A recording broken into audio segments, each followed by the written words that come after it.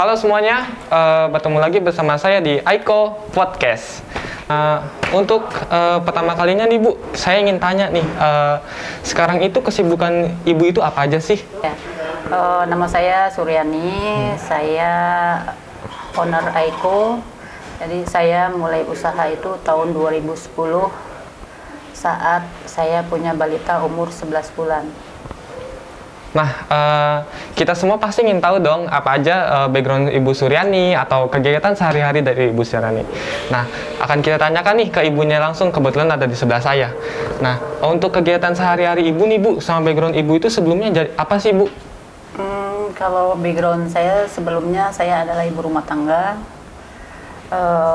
Saya juga sebagai ibu rumah tangga, saya pengen menghidupkan ekonomi keluarga saya. Jadi saya memulai bubur bayi itu tahun 2010 saat saya punya balita yang memang saat itu butuh MPASI, dan dari situ saya mulai kepikiran untuk memberikan MPASI yang bisa dijual gitu. Ya, jadi di tahun 2010 itu saya punya balita umur 11 bulan dan saat itu saya memberikan makanan pendamping ASI untuk anak saya masak. Banyak tetangga yang kadang suka nitip buat mereka juga punya balita, jadi kadang tetangga saya itu pada ngasih ada ikannya, ada sayurannya, dan setelah matang nanti mereka minta hasil matangnya untuk bayi-bayi mereka. Dan di situ di saat saya sedang membuat makanan untuk anak saya kepikiran untuk ini kayaknya kalau dijual ini sangat laku keras gitu. Jadi mulai saat itu saya kepikiran untuk membuat bubur bayi yang bisa dijual, dan saat itu masih belum ada sih bubur bayi, jadi saya cari linknya untuk menguatkan supaya apa yang saya jual itu diterima masyarakat. Selain mereka yakin dengan produk yang saya buat, dan akhirnya saya ketemu link yang bisa mengarahkan saya untuk buka bubur bayi. Nah, setelah kita tahu nih background dan kegiatannya sehari-hari dari Ibu Suryani, ada Bu satu hal yang ingin saya tanyakan ke Ibu. Hal apa aja sih Bu yang mendorong Ibu untuk berjualan bubur bayi saat itu? Ya, saat itu yaitu tadi yang saya bilang, saya punya balita umur 11 bulan. Dan sekarang dia umurnya sudah menuju 12 tahun ya, 11 tahun, 12 tahun, udah kelas 6 SD. Di situ yaitu saya bikin bubur bayi, dan di situ saya lihat peluangnya. Ini bubur bayi yang saya lihat, namanya bayi itu pasti lahir dari, ya kan, setiap waktu itu pasti akan ada bayi lahir, dan di situ selain kita menyehatkan para balita, kita juga untuk bisnisnya prospeknya itu bagus, insya Allah bagus gitu, karena akan tumbuh bayi dan tumbuh lagi gitu. Nah, kalau didengar dari cerita Ibu tadi nih Bu, tentang kenapa Ibu berjualan bubur bayi dan kenapa Ibu memilih bubur bayi sebagai bisnis Ibu ini hingga sekarang nih Bu gitu ya, bisa dibilang memang bubur bayi ini mempunyai prospek yang lumayan besar gitu ya, dan peluangnya juga lumayan bagus ya Bu hingga sekarang, dan bisa dibilang memang tidak ada matinya ya Bu dalam berbisnis dalam bubur bayi ini ya. Nah, sedangkan saya ingin tanya lagi nih Bu, kenapa saat itu hanya bubur bayi aja Bu yang terlintas di pikiran Ibu, sedangkan kalau kita lihat Bu, dari zaman dulu hingga sekarang peluang bisnis itu banyak dan nggak hanya bubur bayi. Kenapa Ibu lebih memilih bubur bayi dibandingkan peluang bisnis lainnya Bu? Jadi saat itu saya sebenarnya usaha itu bukan hanya di bubur bayi. Sebelumnya saya itu banyak melakukan usaha-usaha, dari ada jual pulsa, warung, apa aja itu saya jual lah ya, kecuali manusia. Jadi ya saat itu memang kebetulan saya punya balita dan saya lihat prospeknya bagus, dan alhamdulillah pertumbuhan bisnisnya pun bagus, dan alhamdulillah juga sampai sekarang menuju 12 tahun itu prospeknya luar biasa. Oke Bu, sebetulnya kisah Ibu sedikit menginspirasi saya sih. Maksudnya saya sudah dengar sedikit cerita Ibu, ini sudah lumayan menginspirasi saya sih, bahwa kita nggak boleh berhenti berjuang dalam satu hal gitu ya Bu. Kalau saya lihat juga Ibu sudah melakukan berbagai macam cara dalam berbisnis, entah tadi Ibu bilang warung atau jualan pulsa, itu kan merupakan suatu bisnis kecil-kecilan juga ya Bu. Dan Ibu kebetulan tenggelamnya atau menekuninya di bidang bubur bayi ya Bu, yang hingga sekarang banyak membantu orang atau banyak orang-orang yang bergabung dengan Aiko ya Bu. Ya, Oke. Nah, kalau saya boleh nanya lagi nih Bu, nama Aiko sendiri ini terinspirasi dari mana dan artinya itu sendiri apa ya Bu? Ya, jadi yaitu karena kita memproduksi makanan sehat untuk para balita generasi emas Indonesia, dan generasi emas Indonesia itu kan terlahir dari para orang tua, dan orang tua itu melahirkan anak-anak yang butuh produk ini. Jadi arti dari Aiko itu sendiri adalah buah cinta dari orang tua ya, gitu. Itu yang saya ambil dari. Jadi kita pun pengen membuat produk yang benar-benar ini produk bagus untuk buah hati cinta dari para orang tua gitu. Dan Aiko sendiri itu kenapa saya ambil dari bahasa Jepang, karena orang-orang Jepang itu sangat pekerja keras dan profesional dalam bekerja. Kita pengennya tim Aiko pun menjadi tim-tim seperti mereka yang bekerja keras, bekerja cerdas untuk menciptakan produk-produk asli Indonesia untuk para generasi emas Indonesia. Baik Bu, bisa dibilang arti Aiko ini sangat bermakna sekali ya Bu, merupakan implementasi dari semua orang tua bahwa cintanya itu nggak ada habisnya untuk setiap anaknya ya Bu. Kalau kita lihat juga mungkin beberapa kasus ada memang dari mereka yang kurang cinta. Ini di sini Aiko menunjukkan bahwa atau mendorong setiap orang tua untuk menunjukkan cintanya, rasa cintanya terhadap anak atau anak terhadap orang tuanya sendiri ya Bu. Jadi gini Mas, sebenarnya kenapa buah cinta jadi Aiko itu buah cinta, karena gini, kalau orang sudah mencintai dia pasti akan memberikan yang terbaik. Ya kan, dia akan memberikan yang terbaik untuk orang yang dicintainya.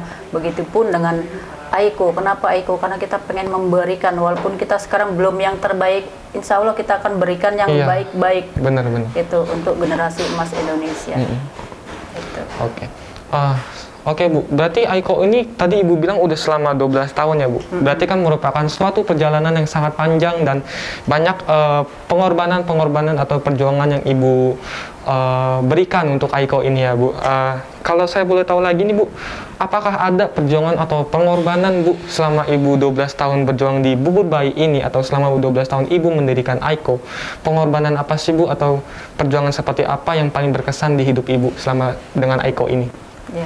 Jadi sebenarnya Aiko itu sendiri berdiri tahun 2019 dan saya memulai tahun 2010 itu dengan mungkin awalnya ya baru kita pakai brand biasa, terus ganti brand dan Aiko itu sendiri berdiri di tahun 2019 itu. Jadi kalau ditanya perjuangan apa aja, pasti dari awal 2010 sampai ke sini itu pasti penuh perjuangan. Bahkan saat ini pun kita masih berjuang gitu, dan terus akan berjuang untuk mensukseskan Aiko dan ya membantu banyak umat lah gitu. Dengan adanya usaha ini pasti banyak ekonomi yang tumbuh, banyak lowongan pekerjaan yang kita buka, dan insya Allah itu bermanfaat untuk banyak orang. Gitu. Jadi kalau masalah perjuangan yang paling mungkin yang paling terkesan itu di awal tahun 2010 saat itu ekonomi saya sedang jatuh terpuruk, suami PHK massal, dan yaitu saya memulai dengan saya tidak punya modal sama sekali, tabungan tidak ada, bahkan harta yang berharga itu cuma tersisa cincin kawin. Cincin aja Bu? Dan di situ saya hanya punya cincin kawin 5 gram. Saya jual buat modal, itu masih kurang. Akhirnya saya pinjam sana sini, nggak ada yang minjemin. Ada satu orang mungkin sepupu saya di Tangerang yang saya pinjemin dan memberikan pinjaman itu. Akhirnya ya saya terus optimalkan dengan modal apa adanya. Ya alhamdulillah berkembang sampai sekarang. Berdasarkan kisah yang tadi Ibu ceritakan ke saya, pengorbanan apa saja yang Ibu berikan untuk mendirikan Aiko ini, menurut saya ini sebuah bentuk totalitas dalam memulai sebuah bisnis ya Bu. Apalagi Ibu bilang tadi itu cincin itu sendiri merupakan harta satu-satunya yang berharga pada saat itu ya Bu. Suami kena PHK massal, kita bisa bayangkan atau saat itu kita bisa bayangkan bahwa ekonomi di 2010 itu bisa terbilang sulit untuk Ibu Suryani gitu ya.